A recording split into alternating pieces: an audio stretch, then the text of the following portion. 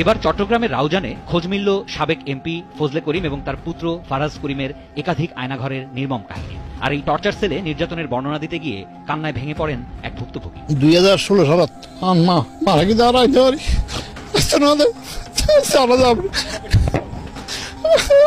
আসসালামু আলাইকুম ওয়া রাহমাতুল্লাহ।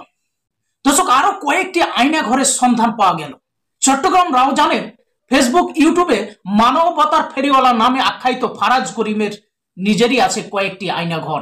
দর্শক, আপনারা এতদিন যাকে মানবতার ফেরিওয়ালা জানতেন, সে যে কত বড় জুলুমবাজ আর কত বড় স্বৈরাচার, আজকের এই ভিডিওটি দেখলে আপনারা বুঝতে পারবেন।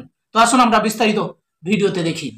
এবার চট্টগ্রামের রাউজানে খোঁজ মিলল সাবেক এমপি ফজলে করিম এবং তার পুত্র ফারাজ করিমের একাধিক আয়নাঘরের নির্মম কাহিনী।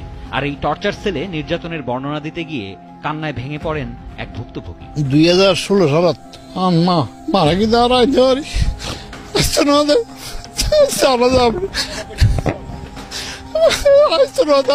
নিজেকে মানবতার ফেরিওয়ালা দাবি করা ফারাজ করিম আর তার পিতা ফজলে করিম জমি লিখে নিতে এক ভুক্তভোগীর মায়ের জানাজায় এলাকাবাসীকে অংশ নিতেও দেয়। যারা অংশ নিবে তাদের 20,000 টাকা জরিমানা করা হবে বলে ঘোষণা দেন ফারাজ করিম, এমনটাই দাবি তার। এখানে আমাদের কোনো আত্মীয় স্বজন পর্যন্ত আইনতে দেয় নাই। আমার আম্মা মারা গেছে, মারা যাওয়ার পরে এখানে আমাদেরকে আইনতে দেয় নাই। আমাদের মাকে এখানে দফন করার জন্য আমাদের ভাইদেরকে বোনদেরকে কাউকে রাখতে দেয় নাই। এরা এখানে দাঁড়াইছিল অস্ত্র শস্ত্র নিয়ে, কোনো সমাজে যাতে না যায়। সমাজে গেলে তাদেরকে 20,000 টাকা করে জরিমানা করবে। একটা দুটি নয়, অনুসন্ধানে মোট 3টি আয়নাঘর পাওয়া গেছে, যেখানে চলতো অমানবিক নির্যাতন, ধর্ষণ আর অসামাজিক কর্মকাণ্ড।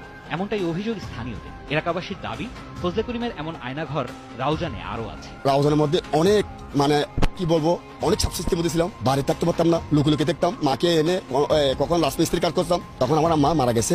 আমার একটা ছোট ভাই বিএমপি করতো, রাসেল, ও সহ ওখানে জানালা করতে পারে নাই। প্রায় সময় আয়নাঘর আনি আরে চোখ বাঁধি আনি সুদি শিক্ষার ভুয়াস হয় দিয়ে এসআই খামাইলারে তুলি দিয়ে তুই না তুলকি আর হইতে রাত পর্যন্ত তুই মোবাইল চুরি করছিস। এই ধরনের করিম সাহেব বড় অর্ডার দিয়ে আর মারো আর এন ভাবে মারা মাইছি আরে আর শরীরও সর্বস্ত শরীরও তাই দাগ দেখাইতে। ফজলে করিমের এই টর্চার সেলে যারা নির্যাতনের শিকার হয়েছেন তারা বলেন, একটি স্বাধীন রাষ্ট্রের মধ্যে ফজলে করিম আরেকটি রাষ্ট্র তৈরি করেছিলেন, যেখানে রাষ্ট্রের আইন নয়, তাদের মন গড়া আইনেই চলত সবকিছু। উপজেলা প্রশাসন থেকে শুরু করে ভূমি অফিস পর্যন্ত তার বাহিনী দিয়ে নিয়ন্ত্রণ করত ফজলে করিম চৌধুরী এবং তার বাহিনী, যিনি 9 নম্বর ওয়ার্ডের কাউন্সিলর, উনি আমাকে তুলে নিয়ে প্রায় 3 ঘন্টার মতো আটকে রাখছে।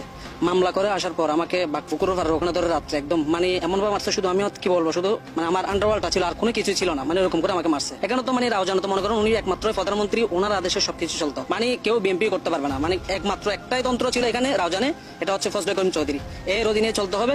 এই সবকিছু যেটাই করুক না কেন, যাই কিছু করুক না কেন, তার অধীনে চলতে হবে। তার ঊর্ধ্বে কেউ কথা বলতে পারতো না। কথা বললেই মাইর ধরে নিত, মারতো, ধরতো, গুম করে ফেলতো, খুন করে ফেলতো, বলার বাইরে এটাই। ফজলে করিমের চেয়ে কোনো অংশে কম যেতেন না তার ছেলে তথাকথিত মানবতার সেবক ফারাজ করিম, এমনটাই দাবি করেন স্থানীয়রা। পুলিশ প্রশাসনকে তাদের বিরুদ্ধে অভিযোগ করলে নির্যাতনের পরিমাণ আরো বেড়ে যেত বলে দাবি করেন এলাকাবাসী। এবিএম ফজলে করিম চৌধুরী নিজেও নির্যাতন করতো, নেতা কর্মী হলেও নির্যাতন করতো, মানুষের জায়গা জাল গড়ি ফেলাইতো।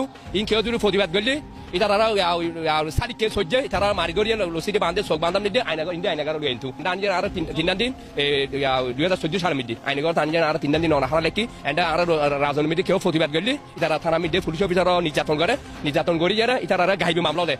একজনের পিছুটি 8 খান 10 খান 20 খান এভাবে। আর তারা বাড়িঘর দখল করে ফেলায় আর দলিল জাল গড়িয়ে ঘরে মাদক নিয়ে গিয়ে পুলিশ ডেকে নারী সহ শিশুদের পুলিশের হাতে তুলে দেওয়ার মতো ঘৃণ্য কাজও করত বলে অভিযোগ করেন এক ভুক্তভোগী। রাউজানের বাসিন্দাদের দাবি, বিএনপির নেতাকর্মী ছাড়া তাদের মতের বিরুদ্ধে গেলেই এই আয়নাঘরগুলোতে নিয়ে যাওয়া হতো, তারপর চালানো হতো অমানবিক নির্যাতন। আমার ছোট ভাই বউ ঘরের ভিতরে মদ গলাই দিই এরা এই পুলিশ আনি এরা অ্যারেস্ট করে বেলা তখন আই রাইজের হাতে ফোন দিয়ে ওই সময় মধ্যে মস্তফির রহমান সাহেব আছে সুপার, মস্তফির রহমান সাহেবের হাতে ফোন দিই শহরের মধ্যে আমি স্যার এই ঘটনা।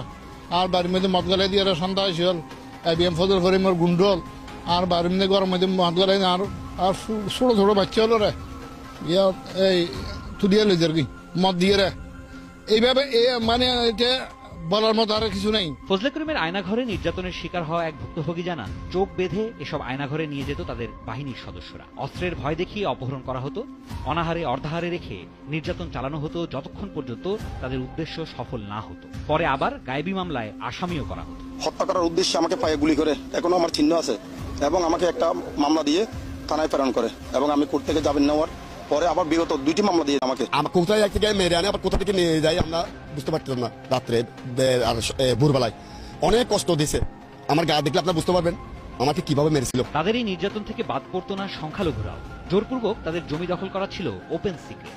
নির্যাতনের কাহিনী বর্ণনা করতে নাগরিক টেলিভিশনের ক্যামেরার সামনে দাঁড়ানোর পর পূর্বের নির্যাতনের কাহিনী মনে পড়ায় মুহূর্তেই মূর্ছা যান এক নারী। রাউজানের মধ্যে জন্মগ্রহণ করাটাই কি আমাদের ভুল হয়েছে, নাকি আমরা মানব রূপে জন্ম নেওয়াটাই ভুল হয়েছে? আমরা চোখের জলে দিন কাটবো এরকম ভাবে জন্মটা আমরা চাই নাই। আমাদেরকে মেরে ওরা আমাদের সব সম্পত্তিগুলো নিয়ে যাক, নাইলে আমাদেরগুলো যেভাবে নিছে আমাদেরকে ফেরত দেখ। রাউজানের পিঙ্ক সিটিতে অনেকের জায়গা জোর করে দখল করে ফজলে করিম। যারা এ নিয়ে মুখ খুলেছে বা প্রতিবাদ করেছে তাদেরই স্থান হতো আয়নাঘরে। কেউ জমি বিক্রি করতে না চাইলে এসব টর্চার সেলে তাদের নিজস্ব বাহিনী দিয়ে উঠিয়ে এনে রাজি না হওয়া পর্যন্ত চলত নির্যাতন। এরা দলবদ্ধ হয়ে আমাদের মার্কেটে আসে, তালা সব কাটি ফেলছে, তালা কাটিয়ে দল করে আমাদেরকে গালাগালি অসাধুভাবে গালাগালি করে বাড়ি ছেড়ে চলে যাবার জন্য বলে, না হলে ছেলেবেলে আলগা নিয়ে যাবে, ঘরে না গেলে আগুন জ্বালাই ফেলবে। এলাকাবাসীর দাবি, ফজলে করিম এবং তার ছেলে তথাকথিত মানবিক সংগঠন সেন্ট্রাল ভয়েস অফ রাউজানের প্রতিষ্ঠাতা ফারাজ করিমদের বন্দিশালায় প্রায় 15 বছর কেটেছে অনেক রাউজানবাসী। পৌরসভার 9 নং ওয়ার্ডের বাগানবাড়ি, গহিরা স্কুল সংলগ্ন টর্চার সেল সহ আরো অজানা অনেক আয়নাঘরে যারা নির্যাতনের শিকার হয়েছেন তাদের বিচারের বাণী এখনো নীরবে কাঁদে।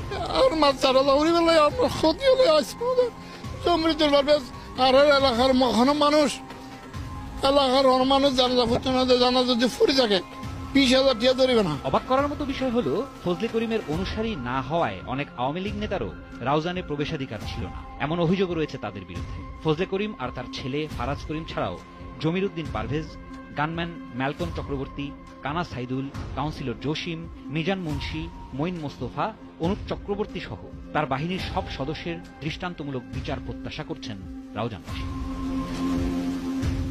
এখন আমরা চাই সত্য বিচার, এটা বিচার চাই। আমাদের উপর নির্মম নির্যাতন করেছে, আমরা এটা আইনের মাধ্যমে আমরা বিচার চাই। দর্শক, আপনারা ভিডিওটি দেখেছেন। এখানে তার বিরুদ্ধে কেউ গেছে, তাকে তার আয়না ঘরে নিয়ে যে জুলুম নির্যাতন করেছে, এমনকি জোর করে জমি দখল করেছে। এই ঘটনা আপনারা বিস্তারিত ভিডিওতে শুনলেন, আমি আর কিছু বলতে চাচ্ছি না। কথা হচ্ছে, এরা মানবতার ফেরিওয়ালা কি করে হতে পারে? যারা বিশেষ করে আওয়ামী লীগের লোক, আওয়ামী লীগের দলের সাথে যারা জড়িত, তারা তো কখনো মানবতার ফেরিওয়ালা হতে পারে না। ভিতরে ভিতরে যে কত মানুষকে নিঃস্ব করে ফেলেছে এই ফারাজ করিম, এই ফারাজ করিমের দৃষ্টান্তমূলক শাস্তি দাবি করছি। আপনারাও জোর দাবি তুলুন যেন এই ফারাজ করিমকে এবং পিতা পুত্র দুজনকে যেন দৃষ্টান্তমূলক শাস্তি দেওয়া হয়। দর্শক, আজকের ভিডিওটি পর্যন্ত। আসসালামু আলাইকুম ওয়া রাহমাতুল্লাহ।